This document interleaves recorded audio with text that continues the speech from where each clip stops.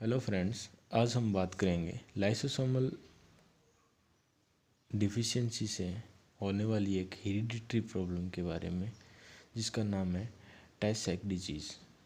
यानी ये lysosome enzyme की डिफिशियंसी से होता है। तो लाइसोसोम एंजाइम क्या है? लाइसोसोम एक स्ट्रक्चर है, वेसिकल इन यानी मेम्ब्रेन इन्वेलोप एक स्ट्रक्चर है वेसिकल टाइप में, जिसमें मोस्टली 60 टाइप के डाइजेस्टिव एंजाइम और हाइड्रोलाइटिक एंजाइम प्रेजेंट होते हैं, और ये एक वेसिकल फॉर्म में पाया जाता है। इसमें क्षमता होती है हर एक ऑर्गेनेल्स को डाइजेस्ट करने की, और वो उसको जो डाइजेस्टिव मटेरियल होता है उससे वो ऑर्गेनेल्स दोबारा फॉर्मेट होते हैं। tay sachs के अंदर क्या होता है कि tay sachs मोस्टली इंडिया के अंदर तो ये बहुत रेयर पाई जाती है, लेकिन यूरोपियन कंट्रीज़ के अंदर ये मेनली पाई जाती है। tay sachs एंजाइम के अंदर क्या होता है कि लाइसोसोम का एक एंजाइम होता है जिसको अपने बोलते हैं हेक्स ए एंजाइम के नाम से जानते हैं। जो हेक्स ए एंजाइम है ये लाइसोसोम के अंदर पाया जाता है। लाइसोसोम के अंदर पाए जाने वाला एंजाइम है हेक्स ए। ये हेक्स ए की डिफिशियंसी से होने वाली डिजीज़ है जिसका नाम है tay sachs।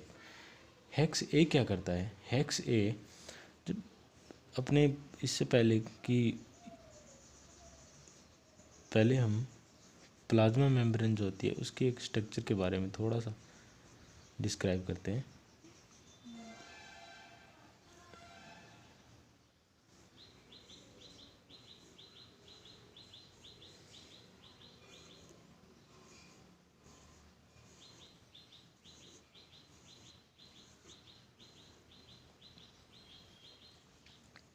इन जो ये प्लाज्मा मेम्ब्रेन जो फॉर्मेट होती है उसके अंदर ये जो पोर्शन होता है ये लिपिड होता है, और ये जो आउटर इसका जो फॉर्मेट कर रही है, स्ट्रक्चर बन रही है, ये फॉस्फोरस है। यानी ये जो कंप्लीट स्ट्रक्चर एक फॉर्मेट हो रही है इसको हम फॉस्फोलिपिड बोलते हैं। सेम फॉस्फोलिपिड की तरह एक स्ट्रक्चर इसमें पाई जाती है जिसमें मेम्ब्रेन की इनर साइड के अंदर तो लिपिड ही होता है, लेकिन आउटर साइड में इसमें एक कार्बोहाइड्रेट की चेन जुड़ जाती है।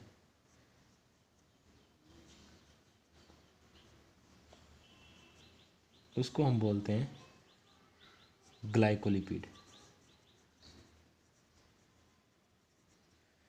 ये ग्लाइकोलिपिड प्लाज्मा मेम्ब्रेन की स्ट्रक्चर पर पाई जाती है। ये एक कॉम्प्लेक्स है कार्बोहाइड्रेट प्लस लिपिड का। ये पूरी प्लाज्मा मेम्ब्रेन की 5% स्ट्रक्चर फॉर्मेट करती है।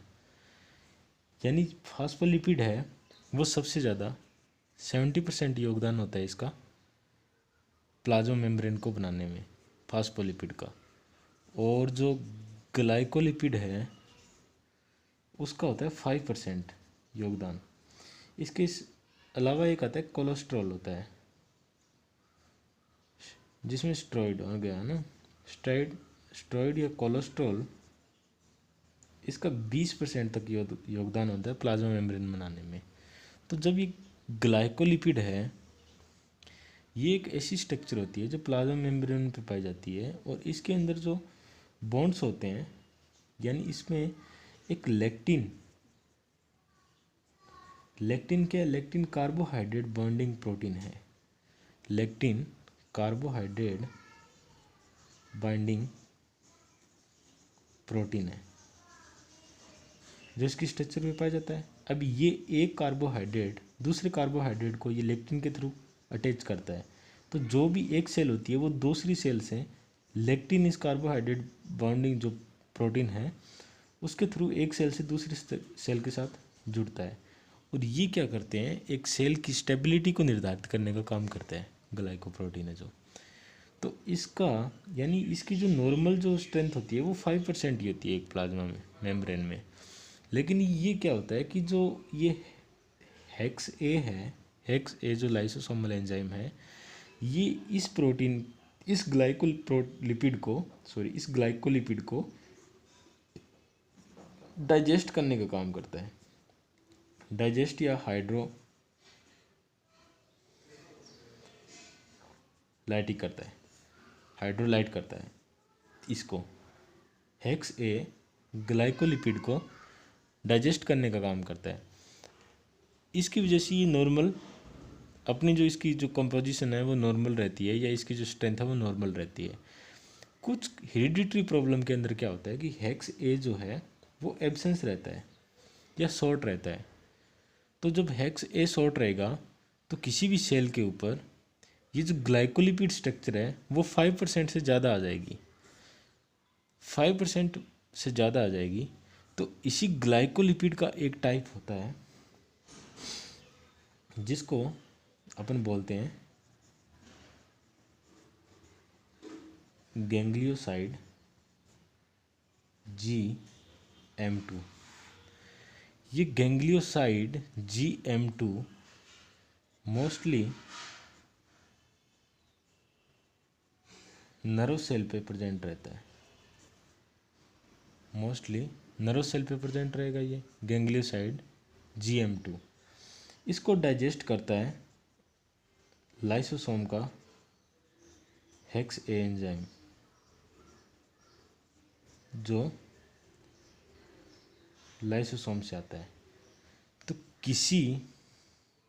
किसी भी हेरिडिटरी प्रॉब्लम की वजह से ये लाइसोसोमल जो एंजाइम है इसकी एब्सेंस होने से गैंग्लियोसाइड GM2 ये जो नर्व सेल पे जो ग्लाइकोलिपिड पाए जाते हैं इनकी स्ट्रेंथ घटती नहीं है, क्योंकि ये हेक्स A2 एंजाइम है, इसकी डिफिशियंसी हो जाती है जो इसको ग्लाइकोसाइडल GM2 को डिस्ट्रॉय करता है, ख़त्म करता है। तो इस एंजाइम की एब्सेंस में जो ये ग्लाइकोलिपिड है इनकी स्ट्रेंथ बढ़ती है और ये नर्व सेल पे पाए जाते हैं मोस्टली। तो इनकी स्ट्रेंथ बढ़ने से नर्व सेल में क्या होता है, रिजिडिटी आ जाती है।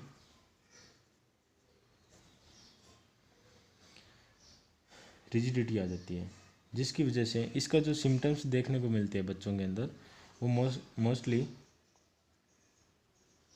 सीजर,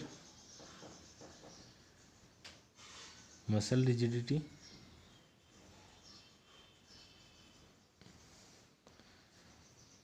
ब्लाइंडनेस,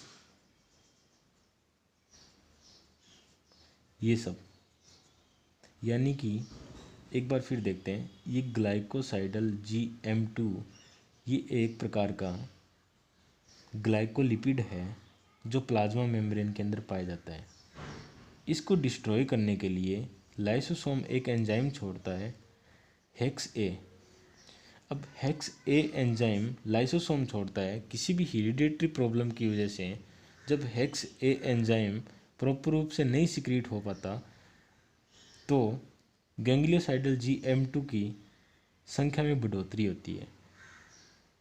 और गैंग्लियोसाइडल GM2 एक ग्लाइकोलिपिड है जो एक सेल को दूसरी सेल से बाइंड करके रखता है या अपनी जो स्ट्रक्चर है उसमें रिजिडिटी लाता है, स्टेबिलिटी लाता है। तो इन ऐसे प्रकार के इस टाइप के लिपिड्स की जब स्ट्रेंथ में इजाफा होगा या बढ़ेगी ये, तो फिर ये सेल क्या करती है, नर्व सेल को रिजिड करके छोड़ देती है, जिसकी वजह से इनका जो वर्क है या इसका फंक्शन है वो लेस इफ़ेक्टिव हो जाता है, जिसकी वजह से बच्चों में सीजर, मसल रिजिडिटी और ब्लाइंडनेस देखने को मिलती है। और ये बच्चे मोस्टली 5 ईयर के अंदर डेड हो जाते हैं। या तो ये डेड हो जाते हैं या ये अगर ये सर्वाइव करते हैं तो इन सब प्रॉब्लम के साथ सर्वाइव करते हैं।